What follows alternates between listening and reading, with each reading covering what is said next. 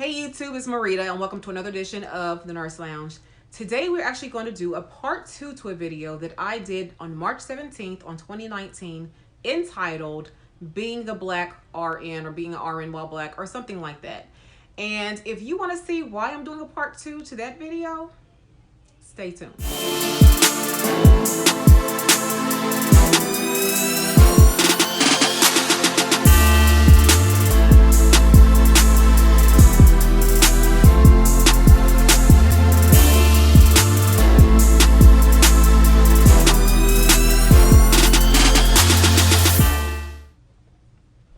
All right, and we're back. So my name is Dr. Marita P. I am a registered nurse. I have been a registered nurse for about going on 16 years now. And I am doing a part 2 to that video that I just talked about for several reasons. First being, when I was doing that video, it was during a time I was like 14 months away from graduating from my DNP. And I'm proud to say I have now graduated from my DNP. My name is Dr. Marita P. now. And again, I'm an OB/GYN well baby nurse. I'm also a nurse educator and nurse mentor. Now, the reason why I'm doing a part 2 to this video is because of the fact that I've either had people who are either trolls, haters, or just people who are curious who wanted to know, have I had any repercussions as a result of that video? And so I'm here to answer that question, plus do another story time on this same topic. So in my 16 years, almost 16 years experience, I have experienced a lot of things, from racism when it comes to just me being a nurse, racism when it comes to me being just a person. And in today's times where we're dealing with riots and things like that due to race relations, societal race relations, this is fitting to come at this time because I wanted to come and tell you about some more times that I have endured racial relations or racial tensions inside the work environment as a registered nurse. So to answer that person's question, or for the trolls, for the haters, or for those of you who are just curious, I have not had any repercussions, and I will not be silenced about my truth. Keep this in mind. No one can tell me how to feel. No one can tell me what I've endured. And if you don't like what I've endured, or unlike the injustices that we as minorities face when it comes to nursing specifically, then you need to be part of the solution rather than part of the problem. So the ones who've disliked that video, or the ones who are going to dislike this video, this is really for you, to educate you on as to why we need to have these dialogues today about why we should not have social injustices, as well as career or professional injustices within our profession of being registered nurses or nurses, period. So I'm going to talk a little bit more about what happened with about 3 more scenarios, 3 more situations, so that I can, again, talk about what goes on in nursing. I encourage you all who've been nurses as long as I have, or the ones who've been nurses longer than I have, to definitely leave snippets of your stories in the comment box below. The more we talk about the issues that we have as minorities in nursing, the more we get out there, that we will not be silenced about what we have to endure in the nursing profession. Now, I'm not saying the profession is bad in itself. I'm not saying that everyone in nursing, our counterparts, are racist, because they are not. A lot of them stand right by us. But today I want to speak specifically about the time I had 2 racial or racist patients, and then what it's like to work for an organization or for a facility or whatever where there are issues with race relations. And I kind of alluded to this in video number 1, part 1, but I'm going to actually elaborate more now because I no longer work for them. So here we go. This may be a long video. I don't know. Y'all know how I get to talking. Go ahead and get you something to drink. Sit back, and while you're thinking about it, go ahead and comment, like, share, subscribe. This will be a good video. I have plenty of other good videos as well. I'm someone who does not have a problem at all talking about issues that I have within nursing, and people who don't like it, you can just, basically don't watch the video. All right, scenario number 1. I was probably about, I want to say 6 months or so, maybe 8 months or so out of school. I was within my first year, and I was working, of course, OB/GYN, and I was working night shift. And when I was working night shift, I was working by myself, meaning that when we had ratios of 1 to 6. So one nurse had 6 patients. And at this facility, we only had one nurse for 6 patients. So if you had 6 patients or less, only one nurse worked. If you had 7 patients, you had 2 nurses that worked. At my current facility, we have 2 nurses on the floor regardless of how many patients we have. So we have 1 patient, as an example, we still have 2 nurses on the floor for safety reasons. Now, back then, this has nothing to do with race, but back then, I did not know that was a safety issue. I'm so glad that I've learned something different. It is so much better to have 2 nurses on the floor. You never know what might happen. But anyway, I digress. So what happened with this particular night, I was the only nurse on the floor, again, because we had less than 6 patients. She was a Caucasian lady, and an older lady, and she had a GYN surgery. I don't remember what kind of surgery she had, but it was a female surgery. So female surgeries are like hysterectomies, bladder prolapse, vaginal slings, just different issues that women have when they get older that they need to get taken care of. And I believe she was probably I don't know what she was there for, but she was probably a hysterectomy now that I think about it. And with those procedures, they usually come over with a PCA, patient control analgesia. And this is where they can push their own, button where they need pain. There's a lockout for it so they can't overdose themselves. And her comment to me at the beginning of my shift was, "I don't like Black people, so you will not be taking care of me tonight." And my comment to her was, "Well, looks like you have a problem because I'm the only nurse here tonight." And I was the only nurse there on my side. We had nurses in labor and delivery, but that was on the other side, and they wasn't going to come over and do my change everything I needed in terms of her PCA and things like that. So I said, "I'm the only nurse here tonight, so if you are not going to be needing any pain medication, then you are set to, you are all set," is what I said. But otherwise, I'll see you in the morning, because I'm just going to document that you simply said that you don't like you don't do with Black people. Document it accordingly. That way, if something happens, I'm not going to be liable for it, which I would have been liable for it. But the point is, that's what I told her. And so I said, "You know what? You have a good night."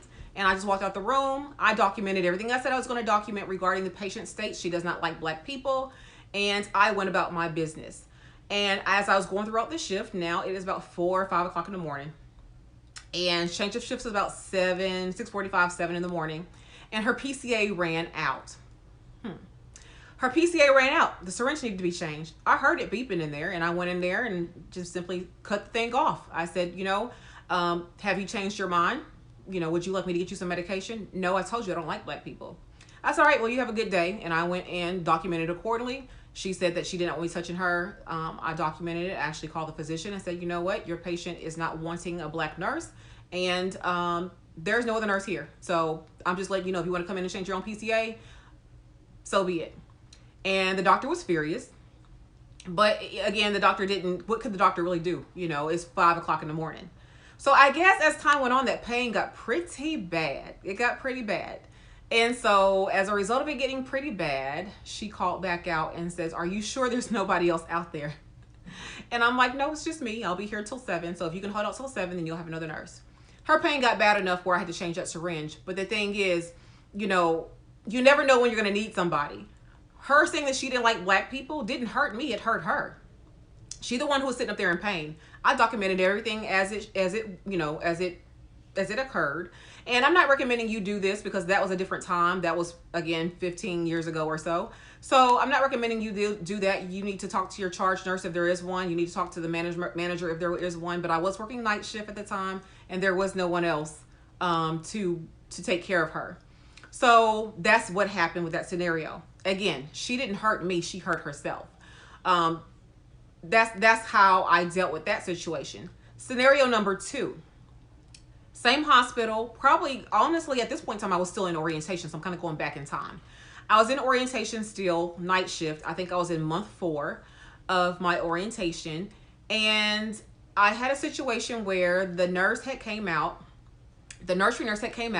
and had said to my nurse, my orienter, preceptor, whatever, that the patient said that she did not like the nurse, which was me. And she couldn't really tell me why. She didn't know why she didn't like the nurse, but she didn't like the nurse.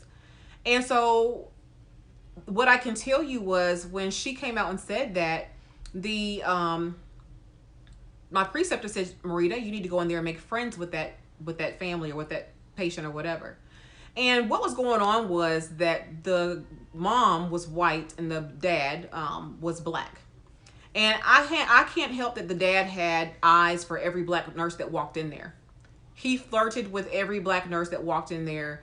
And maybe, maybe that's not really a racial issue per se. Well, it is, but it isn't. That's not a racial issue regarding this video, but I'll go ahead and finish the story. So basically, because of the fact that her boyfriend had eyes for everybody else, that was my problem, and therefore I had to go fix it. And I told that nurse, I'm not fixing anything. I can't help it that the boyfriend has eyes for everybody and is flirting with everybody. So if you don't want me to take care of that patient anymore, then that's up to you, but I won't be apologizing for something that I didn't do. And so once I explained that to her, then my preceptor was like, well, okay, I understand what's going on. She said, I don't mind if you would like me to go in and take care of the patient for you. And I said, no. I said, this is the reason why we have issues in nursing anyway. Why can't we just stand up for what's right and what's wrong? And basically, why are we removing me from a situation that I had nothing to do with besides what I look like? So I didn't get removed, but of course the patient didn't care for me the rest of the shift. But again, that was not my problem. So again, that may not be the best example in terms of race issues as a nurse, but that is something that is very much alive and well when it comes to interracial couples. Again, that wasn't my fault. She needed to check her boyfriend, not check me. Scenario number 3. This one right here may take the longest to talk about because this spanned over, say, 6 or 7 years that I endured this from this place. And basically what happened was, I mentioned this in the previous video that I had been working at that facility or that place for so many years. And that when things would come up, shall I say, for like different positions would come up that I was well qualified for. And again, I mentioned this in the first video, that I didn't get the position, but I would have to train someone who had less experience than I did and less education than I did. So that was a blatant slap in the face, okay, at that point in time. Let's fast forward as time goes on. We have, because of the race issues that we had plenty of students who was insubordinate, shall I say, because of the fact that they began to realize that you may see the sun is shifting here, and I'm using some natural light as well as my ring light. So if you see lines across my face, that is because of the sun and the sun coming through the blinds. That's what you see. But anyway, I don't want you to be distracted by that.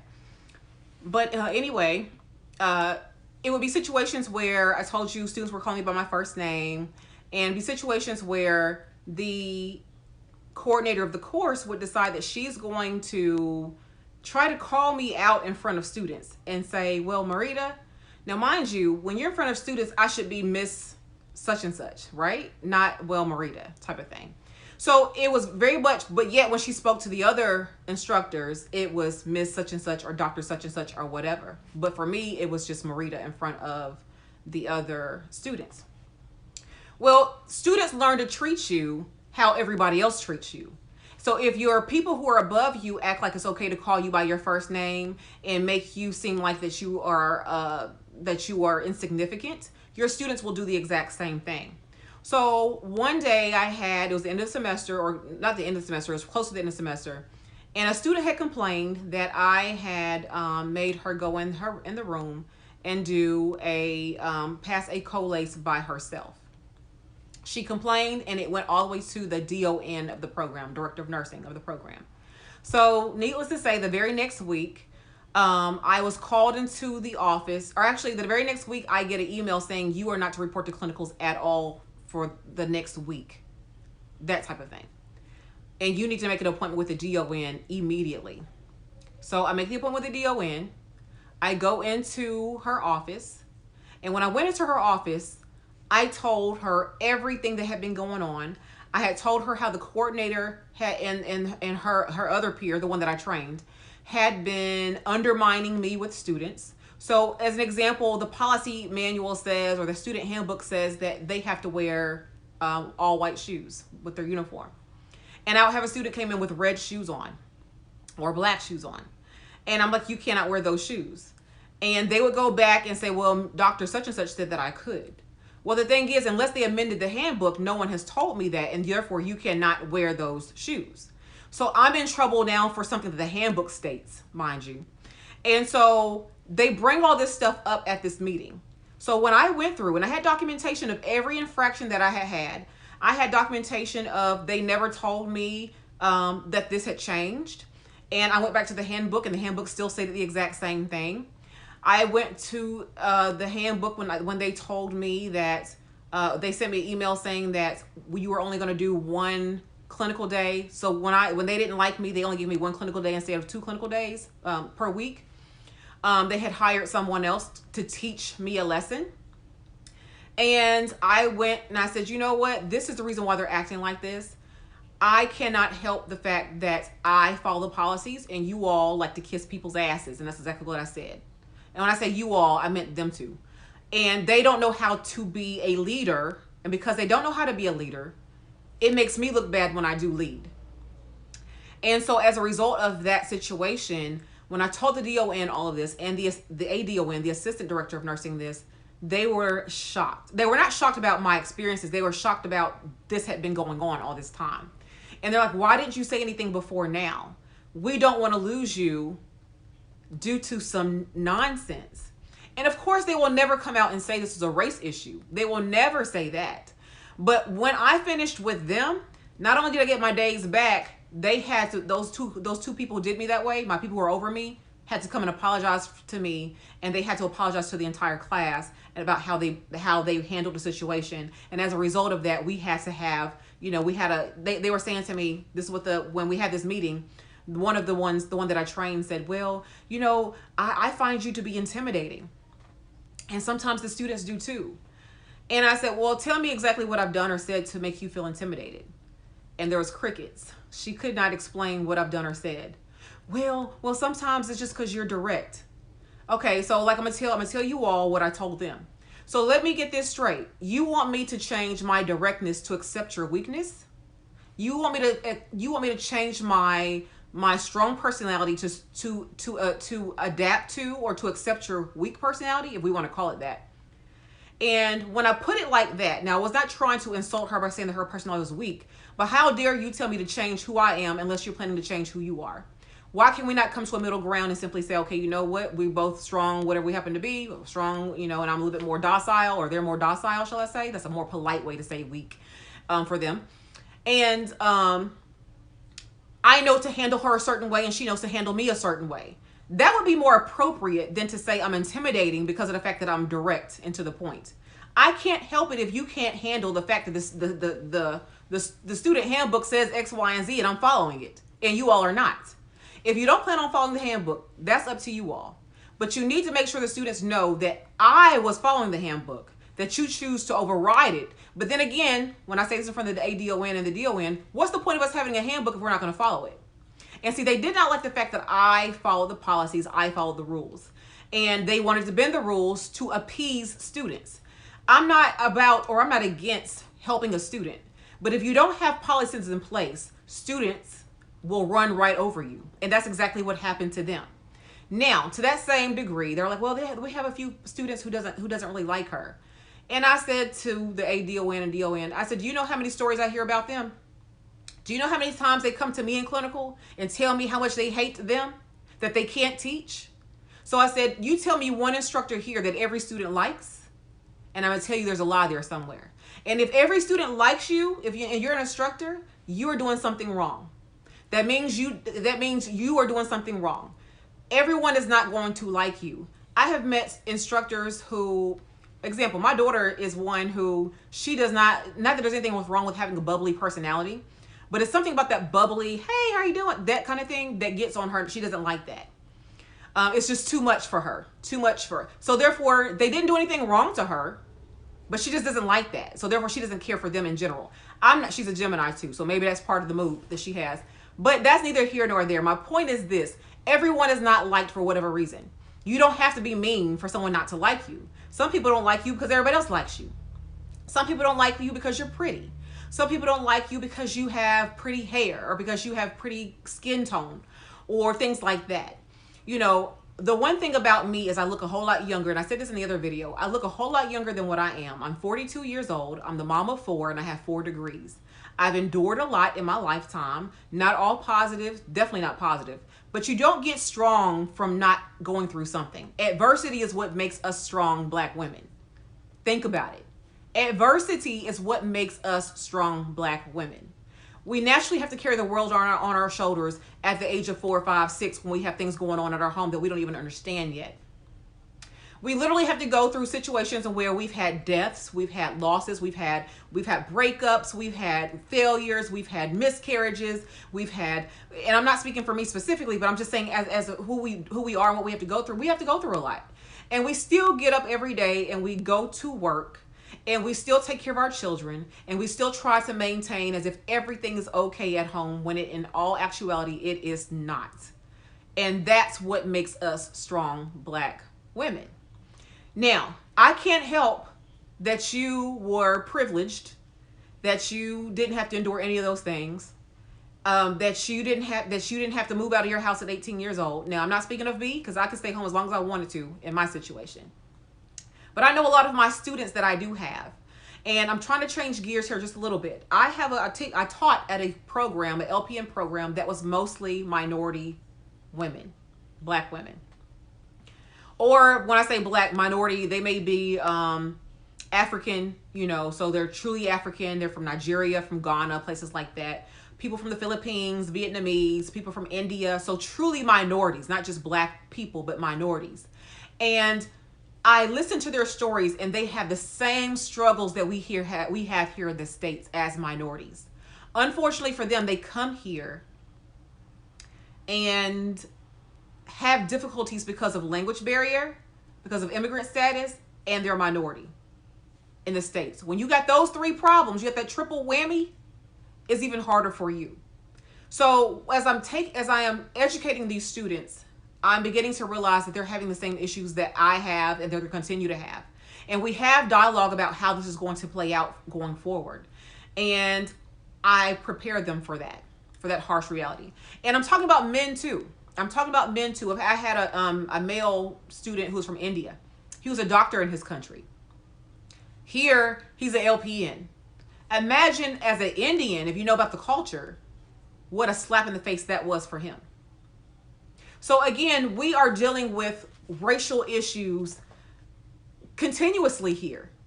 And you have to know how to handle those situations without blowing up on everybody. And I'm not saying I've handled every situation appropriately, but what I am saying is in that last situation I just told you, by the time I finished with all of them, I got everything back that they tried to take away from me. But at the same time, I knew I needed to leave when my time came.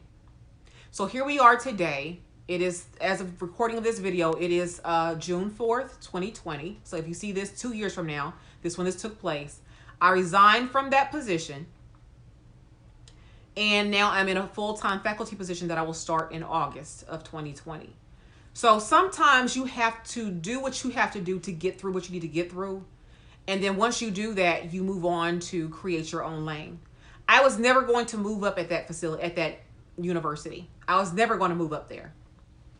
So if I'm never going to move up there and you recognize I will not be complacent, I have a position that I can do and actually reach students and teach students who want to be taught how to be nurses. I can do that freely. I can do that where the director of nursing, the executive director of nursing, this is who I interviewed with, is receptive of that because she believes in the same philosophy that you need to teach the student what they need to know to be a nurse. And that does not mean we're going to put icing on top of everything.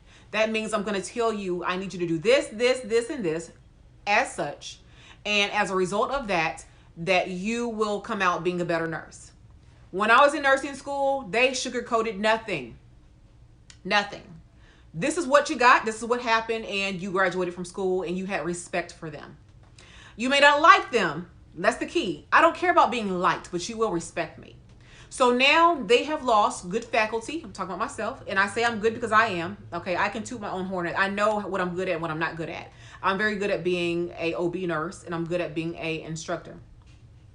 And they lost someone because now I'm going to pave my own way.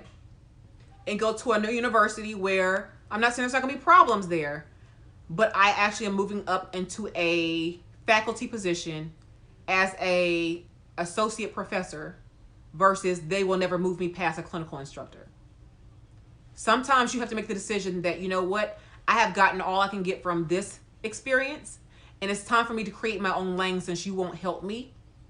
At that particular university that I left, there were only 2 or 3 minorities anyway, and many of them had to, what is it, assimilate? Is that the word I want to use? Assimilate, I want to say, in order to fit in there. And the one thing I'm not going to do is lose who I am to fit in anywhere. Now, I'm not talking about professionalism and things like that. I'm not talking about code switching per se. But what I am saying is, if I cannot be true to who I am, then I don't need to be here. So therefore, your girl got her stuff together.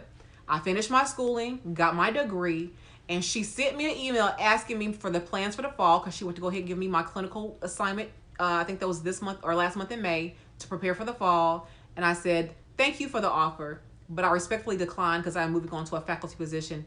And so best wishes to you all. And it's exactly how I said it. That's how I ended a 14-year job where I was never going to move up because they were happy keeping me right where I was. And I decided I'm going to create my own lane. And that's what I did. So this is part 2 of this video. It's almost as long as the first one.